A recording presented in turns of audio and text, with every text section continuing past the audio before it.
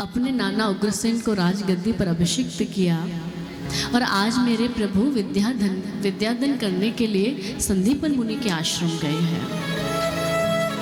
प्रभु ने अल्पकाल में ही सब विद्याओं को पा लिया और वहाँ पर प्रभु की एक सुदामा नाम के व्यक्ति से मैत्री हो गई और सुदामा जी से भगवान ने कहा, मित्र कभी मेरी नगरी आना। आज महाराज वापस प्रभु गुरुकुल से मथुरा लौट कर आए हैं।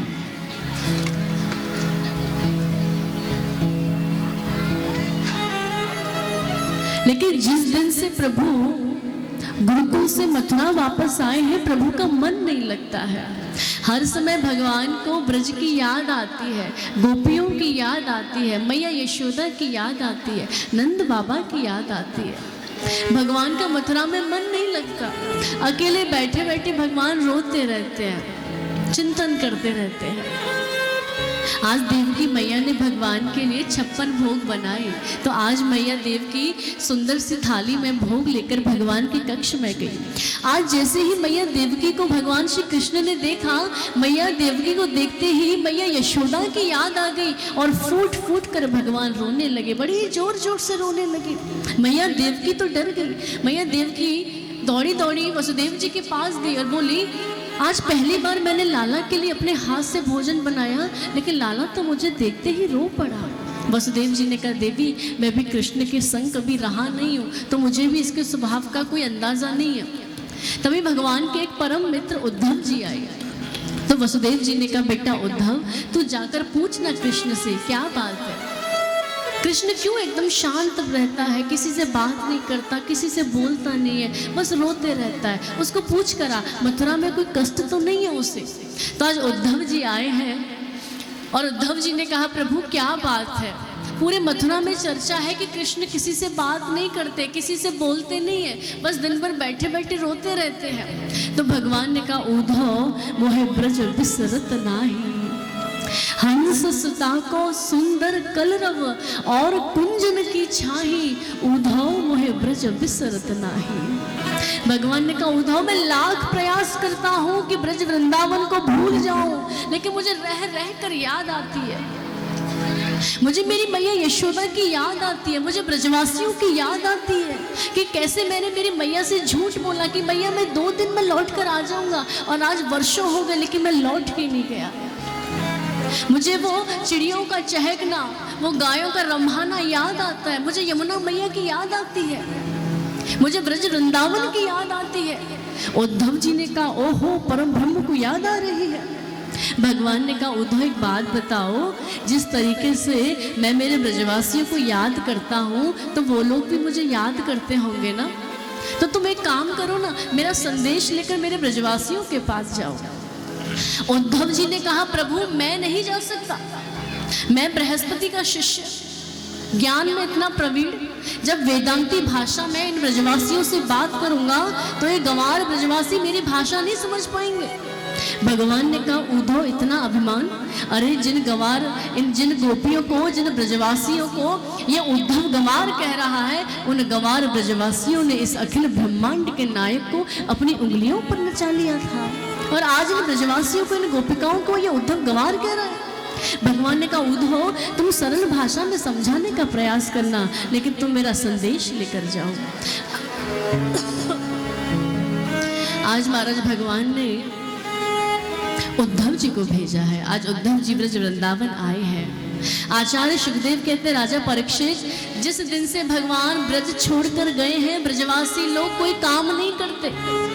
सुबह जाकर मथुरा वाले मार्ग पर जाकर बैठ जाते हैं और रोज सोचते हैं आज कन्हैया आ रहा होगा, आज कृष्ण आ रहा होगा, रोज प्रतीक्षा करते हैं। जब संध्या हो जाती है और शाम तक जब कोई नहीं आता तो निराश मन से घर लौट जाते हैं। ये ब्रजवासियों का रोज का नियम है।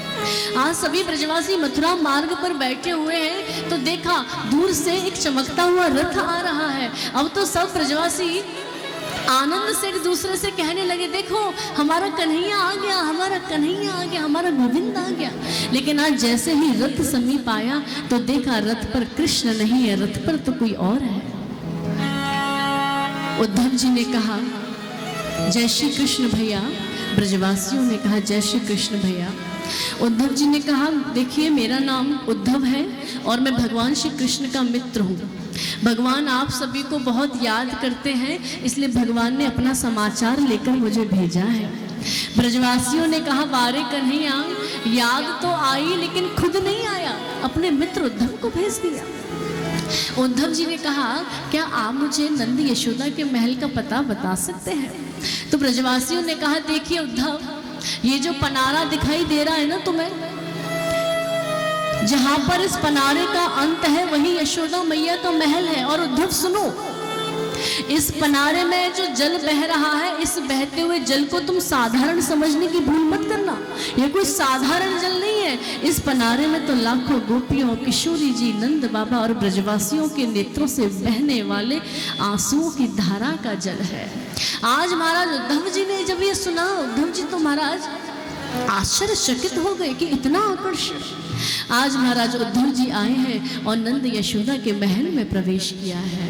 वो 85 चौक वाला नंद रानी का महल, जहाँ कभी नाचे नंदलाल नचावे हर की मैया हुआ करता था, आज महाराज वो नंद रानी का महल एकदम सूना पड़ा है। हाथ में माला झोली लेकर नंद बाबा और मैया यशोदा बैठे हैं, लेकिन प्रत्येक कोने से आज जय श्री कृष्ण की ध्वनि आ रही है। आज उद्धव जी आए हैं और मैया बाबा के चरणों में साष्टांग प्रणाम किया और मैया से कहा, मैया मेरा नाम उद्धव है और मैं भगवान श्री कृष्ण का मित्र हूँ। मैया ने कहा, उद्धव धीरे बोलो, धीरे। मैंने अभी अभी बड़े प्रयासों से कन्हैया को सुलाया है। आज सुबह से कन्हैया बड़ा रो रहा है, सोने का नाम ही नहीं ले रहा। बड़े मुश्किलों से मैंने आज गोविंद को सुलाया है। उद्धव जी का सर चकराने लग गया कि मैया क्या बोल रही है कि मैंने गोविंद को सुलाया है। अरे मैं तो गोविंद को मथुरा छोड़कर आया हूँ। आज महाराज रात्रि भर बैठकर उद्धव जी ने मैया यशोदा के साथ, नंद बाबा के साथ सत्संग किया है। और प्रातः काल होते उद्धव जी ने कहा, मैया अब मैं गोपियों और किशोरी जी के दर्शन करना चाहता हूँ। आज सभी गोपियाँ एक सुंदर से बगीचे में बैठी हुई हैं और उनके मध्य में किशोरी राधा रानी विराजमान है। आचार्य सुखदेव कहते हैं, राजन, जिस दिन से भगवान ब्रज छोड़कर गए हैं उस दिन से गोपियों ने घर का कोई काम नहीं किया। सुबह से शाम तक बस कृष्ण चिंतन में बैठी रहती है, कृष्ण की लीलाएं गाती रहती है, सुनाती रहती है, गोविंद का चिंतन करती रहती है। उद्धव जी ने मन में सोचा कि जब मैं अपने आप को मैया यशोदा से बात करने लायक नहीं समझता, इन ब्रजवासियों से बात करने लायक नहीं समझता, तो मैं इन गोपियों से कैसे बात करूंगा, मैं किशोरी जी से कैसे बात करूंगा। तो सबसे पहले मैं इनकी मन स्थिति का दर्शन कर लूं कि ये गोपियां राधा रानी कैसे बात करती हैं, आपस में क्या बात करती हैं। तो आज उद्धव जी एक वृक्ष के पीछे खड़े हो गए और गोपियों की बातें सुनने लगे। एक गोपी प्रिया जी से कहती, प्रिया जी कल कृष्ण ना मेरे सपने में आए थे, माखन चुराकर भाग रहे थे। जैसे ही मैंने पकड़ने का प्रयास किया, प्रिया जी मेरे नेत्र खुल गए, मेरा सपना टूट गया।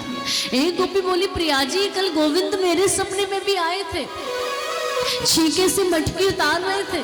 मैंने जैसे पकड़ने का प्रयास किया, प्रिया जी मेरे नेत्र खुल गए, मेरा सपना टूट गया। एक गोपी बोली, प्रिया जी कल गोविंद मेरे सपने में भी आए थे, मैं पंडित पर जल भरने के लिए गई थी, मेरे सिर पर जल की गगरी रख रहे थे। जैसे ही मैंने पकड़ने का उनको प्रयास किया, इससे पहले मेरे नेत्र खुल गए, प्रिया जी मेरा सपना टूट गया। एक गोपी हाथ जोड़कर बोली, प्रिया जी क्या आपको स्वप्नवत कृष्ण का दर्शन नहीं होता है क्या? और अगर होता है तो आप हमें बताती क्यों नहीं है? तो राधा रानी ने कहा, जिन गोपियों को स्वप्नवत कृष्ण का दर्शन होता है मैं उन गोपियों को प्रणाम करती हूँ, लेकिन मैं अपनी बात क्या कहूँ।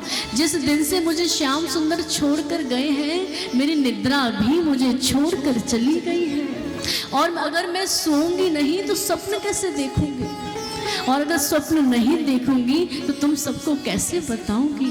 आज उद्धव जी के मन में बड़ा आश्चर्य हुआ कि प्रभु को गए तो वर्षों हो गए, क्या तब से राधा रानी सोई नहीं है? आज महाराज इतना आकर्षण, इतना प्रेम देखकर उद्धव जी आश्चर्यचकित हो रहे हैं। आज उद्धव जी वृक्ष के पीछे से निकल कर आए और गोपियों को प्रणाम करते हुए कहा, देवियों मेरा नाम उद्धव है और मैं कृष्ण का मित्र हूँ। और देवियों जिस परब्रह्म को आप अपना प्रियतम समझकर प्रेम कर रही हो, वो परब्रह्म साक्षात निर्गुण निराकार ब्रह्म है। इसलिए तुम अपने मन को निर्गुण निराकार ब्रह्म में लगाओ। गोपी बोली, उद्धव बहुत अच्छी बात कह रहे हो कि अपने मन को निर्गुण निराकार ब्रह्म में लगाओ, लेकिन एक बात बताओ उद्धव, जिसके पास अगर मन ही ना हो तो वो क्या करे? उद्धव जी ने कहा, क्या मतलब? तो गोपियां कहती है, उद्धव मन न रहे 10-20, एक हो तो 100 गयो श्याम संग, अब को आराध है ईश। उद्धव कोई 10-20 मन नहीं होते हैं, एक ही मन होता है। हमारे पास भी एक ही मन था और वो भी श्याम सुंदर अपने संग लेकर चला गया। अब हम अपने कौन से मन को तुम्हारे निर्गुण ब्रह्म में लगाएं? तुम मेरे प्रभु को निर्गुण इसलिए कहते हो कि उसमें कोई दिव्य गुण विद्यमान नहीं है, उसमें कोई सांसारिक गुण विद्यमान नहीं है, और तुम प्रभु को सगुण इसलिए कहते हो कि उसमें दिव्य गुण विद्यमान है। उद्धव तुम कहते हो कि ब्रह्म के हाथ नहीं होते, ब्रह्म के पैर नहीं होते, ब्रह्म का मुख नहीं होता। तो एक बात बताओ, जब ब्रह्म का मुख नहीं था तो माखन कैसे खाया?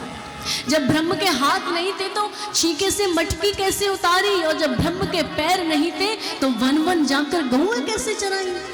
और तुम कहते हो कि प्रत्येक जीव में ब्रह्म रहता है। तो उद्धव सुनो, तुम भी ब्रह्म हो और हम भी ब्रह्म हैं। तुम भी ब्रह्म हो और हम भी ब्रह्म हैं। तो फिर एक ब्रह्म होकर दूसरे ब्रह्म को उपदेश देने की गलती तुम क्यों करते हो? आज महाराज जैसे ही उद्धव जी से गोपियों ने ये बात कही, उद्धव जी एकदम